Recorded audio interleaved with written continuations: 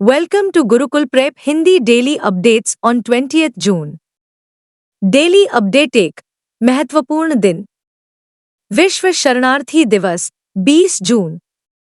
विश्व शरणार्थी दिवस दुनिया भर के शरणार्थियों का सम्मान करने के लिए संयुक्त राष्ट्र द्वारा नामित एक अंतर्राष्ट्रीय दिवस है। यह हर साल 20 जून को पड़ता है और उन लोगों की ताकत और साहस का जश्न मनाता है जिन्हें युद्ध या उत्पीड़न से बचने के लिए अपने देश से भागने के लिए मजबूर किया गया है।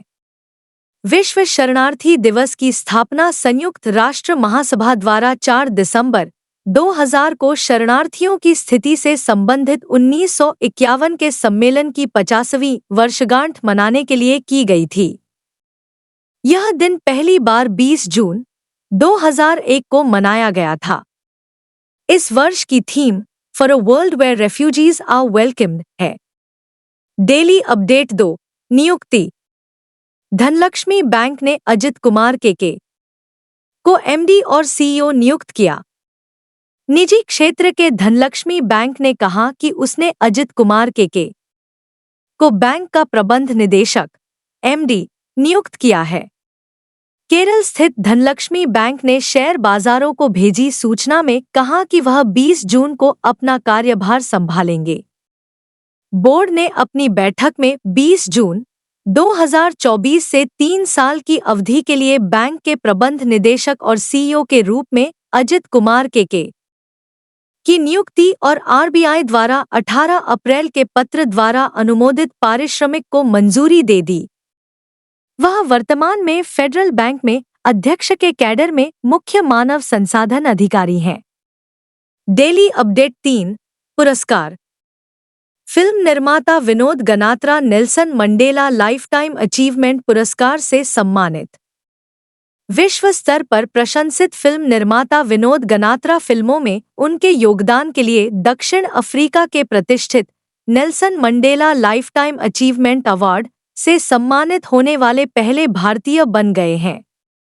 बच्चों के लिए सिनेमा की दुनिया में उनके अपार योगदान के लिए उन्हें 7वें Nelson Mandela children film festival में प्रतिष्ठित पुरस्कार से सम्मानित किया गया। गनात्रा ने अपने बच्चों के कार्यक्रम बैंगन राजा के लिए दूरदर्शन से जानकीनाथ गौर पुरस्कार सहित 36 राष्ट्रीय और अंतर्राष्ट्रीय पुरस्कार जीते हैं। वह अपनी गुजराती फिल्म हारूनरुण के लिए शिकागो में लिव उलमन पीस प्राइज प्राप्त करने वाले एकमात्र भारतीय फिल्म निर्माता है। डेली अपडेट 4 पुरस्कार। वन्यजीव फिल्म निर्माता सुब्बैया नल्लामुथु को V Shantaram lifetime achievement award से सम्मानित किया गया। 18वें मुंबई अंतर्राष्ट्रीय फिल्म महोत्सव मिफ ने प्रशंसित वन्यजीव फिल्म निर्माता श्री सुब्बैया नल्लामुथु को प्रतिष्ठित V Shantaram lifetime achievement award से सम्मानित किया है।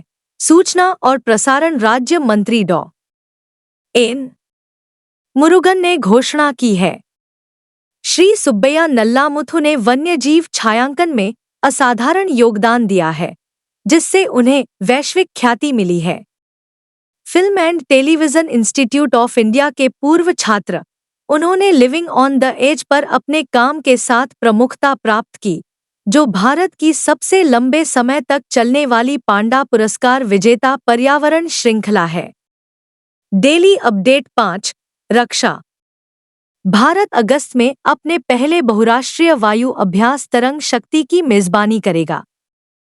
भारतीय वायु सेना का पहला बहुराष्ट्रीय वायु अभ्यास तरंग शक्ति 2024 अगस्त में आयोजित किया जाएगा और पर्यवेक्षकों के रूप में कार्य करने वाले कुछ अन्य देशों के अलावा 10 देशों की भागीदारी देखने की संभावना है। यह अभ्यास अब 2 चरणों में आयोजित किया जाना है। अधिकारियों ने बताया कि पहला दक्षिण भारत में अगस्त के पहले 2 सप्ताह में और दूसरा पश्चिमी क्षेत्र में अगस्त के अंत से सितंबर के मध्य तक आयोजित किया जाएगा। दल भेजने वाले देशों में Australia, France, Germany, Japan, Spain, संयुक्त अरब अमीरात, यूनाइटेड किंगडम और संयुक्त राज्य अमेरिका हैं। डेली अपडेट 6 अर्थव्यवस्था। आईएफसी ने ब्रुकफील्ड की बीकानेर सौर ऊर्जा परियोजना के लिए 10.5 करोड़ डॉलर देने की प्रतिबद्धता जताई। विश्व बैंक समूह की निजी क्षेत्र की वित्तपोषण शाखा अंतर्राष्ट्रीय वित्त निगम आईएफसी ने दीर्घकालिक गैर परिवर्तनीय डिबेंचर के माध्यम से ब्रुकफील्ड की बीकानेर सौर ऊर्जा परियोजना के लिए 105 मिलियन अमेरिकी डॉलर लगभग 870 करोड़ रुपए की प्रतिबद्धता जताई। आईएफसी ने एक बयान में कहा कि ये डिबेंचर परियोजना के विशेष उद्देश्य वाहनों को आवंटित किए गए हैं। आईएफसी ने एक बयान में कहा कि राजस्थान के बीकानेर में 550 मेगावाट की सौर ऊर्जा परियोजना भारत की अक्षय ऊर्जा क्षमता को बढ़ावा देने और जलवायु लक्ष्यों का समर्थन करने में मदद करेगी। यह परियोजना भारत के हरित ऊर्जा गलियारे के अंतर्राज्यीय पारेषण प्रणाली खंड से जुड़ी होगी। डेली अपडेट 7 विविध ध्रुव स्पेस के थाईबोल्ट उपग्रहों ने 15,000 परिक्रमाएं पूरी की। ध्रुव स्पेस के पहले उपग्रह मिशन, जिसमें थाईबोल्ट 1 और थाईबोल्ट 2 उपग्रह शामिल हैं, ने संयुक्त 15,000 परिक्रमाओं के बाद कक्षा को छोड़ दिया है। मिशन को 26 नवंबर 2022 को हैदराबाद स्थित अंतरिक्ष स्टार्टअप की 10वीं वर्षगांठ पर इसरो PSLV-C54 पर लॉन्च किया गया था।